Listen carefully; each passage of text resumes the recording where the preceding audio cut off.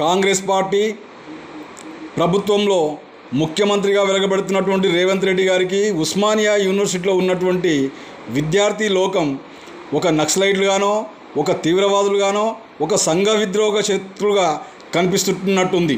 ఎందుకోసమంటే అక్కడ చదువుకుంటున్నది తమ జీవితాలను త్యాగం చేసి, తమ అమ్మా నాన్నలు కష్టపడి పెంచి పెద్ద చేసి యూనివర్సిటీ వరకు వచ్చి వాళ్ళు డిగ్రీలు చేతబట్టుకొని, పీజీలు చేతబట్టుకొని సంవత్సరాల కొద్దిగా తమ ఉద్యోగాలు వస్తాయనే ఉద్దేశంతో అహర్నిశలు కృషి చేస్తూ రాత్రి బవళ్ళు కష్టపడి పనిచేసి చదివి ఉద్యోగాల కోసం సంవత్సరాల తరబడిగా ప్రిపేర్ అవుతున్న తరుణంలో వచ్చినటువంటి ఎన్నికల్లో బీఆర్ఎస్ పార్టీకి, కేసీఆర్ గారి ప్రభుత్వానికి, టీఆర్ఎస్ ప్రభుత్వానికి వ్యతిరేకంగా కాంగ్రెస్ పార్టీ వస్తే ఏదో ఉరగబెడుతుందనే ఉద్దేశంతో తమ యొక్క చదువులను మానేసి సంపూర్ణంగా కాంగ్రెస్ పార్టీ గెలవాలని, కాంగ్రెస్ పార్టీ నాయకత్వం అధికారంలోకి రావాలని నిరుద్యోగ యువకులు తమ చదువులను పక్కకు పెట్టి మద్దతిచ్చి ఈరోజు గెలిపించుకొని ప్రభుత్వం వచ్చిన తర్వాత ఓడ దాటే వరకు ఓడమల్లన్న, ఓడ దాటినాక బోడమల్లన్న అన్నట్టుగా రేవంత్ రెడ్డి గారికి వివరిస్తున్న శైలి ఏదైతే ఉందో చాలా దౌర్భాగ్యం. దీన్ని 100% ఖండిస్తూ ఉన్నాం. ఎందుకోసం అంటే ఉస్మానియా యూనివర్సిటీలో ఉన్నది నిరుద్యోగ యువతనే కానీ సంఘ విద్రోహ శక్తులు గారు, మారక ద్రవ్యాలు అమ్మేవాళ్ళు కాదు, లేకపోతే నక్సలైట్లు కాదు, తీవ్రవాదులు కాదు.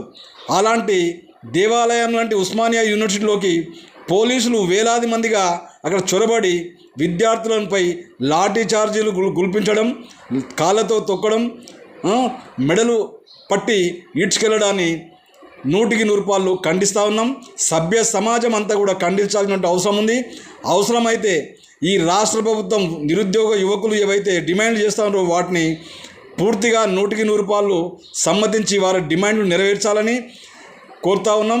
అదేవిధంగా అవసరం అనుకుంటే రాష్ట్ర వ్యాప్తంగా రాబోయే రోజుల్లో ప్రభుత్వం కనుక తమ మాటను, నిరుద్యోగుల యువకుల యొక్క మాటను వినకుండా ఒంటెద్దు పోతే రాష్ట్ర వ్యాప్తంగా వారికి మద్దతుగా తెలంగాణలోని యువకులందరూ, ముఖ్యంగా చిలకమర్తి నరసింహ అనే నేను అవసరమైతే అమర నిరత దీక్షకు పోవడానికి కూడా సిద్ధంగా ఉన్నానని తెలియజేస్తూ రాష్ట్ర ప్రభుత్వాన్ని ఇకనైనా మేల్కొని నిరుద్యోగ యువకులు ఎవరైతే తమ హక్కుల సాధన కోసం, తమ డిమాండ్ల కోసం పనిచేస్తూ ఉన్నారో, నిరసన వ్యక్తం చేస్తున్నారో వాళ్ళను ప్రజాస్వామ్యబద్ధంగా చేస్తున్నటువంటి ఆ పోరాటానికి ప్రభుత్వం తమ వంతుగా వారి డిమాండ్లను నెరవేర్చాల్సిన అవసరం ఉందని కోరుతూ ఉన్నాం.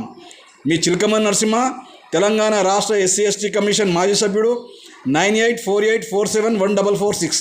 Thank you.